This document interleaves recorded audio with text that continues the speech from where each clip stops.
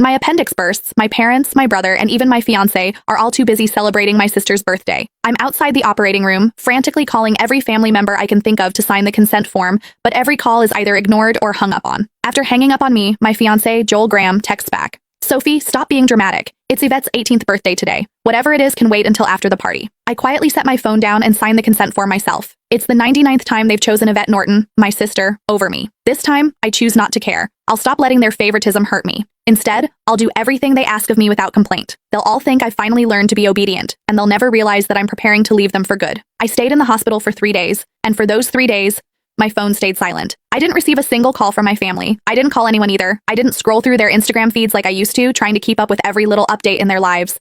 Instead, I just quietly rested in my hospital bed and dragged my weak body around for checkups and payments. Even on the day I was discharged, I didn't tell a soul.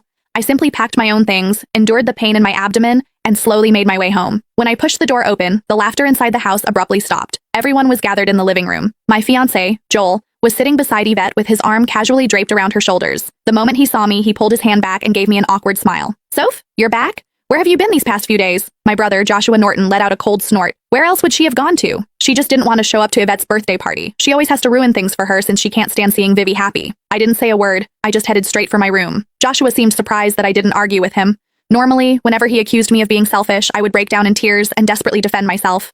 But this time, I'd kept quiet. My mom rushed over to me with a glass of juice. Sophia, we were so busy with Vivi's birthday the other day that we missed your calls. Don't be mad at us, okay? She placed a glass of mango juice in my hand. Although my heart had long since stopped expecting anything, it still ached faintly. I was allergic to mangoes, but Yvette loved them. There was always mango-flavored food and drinks in the house because of that.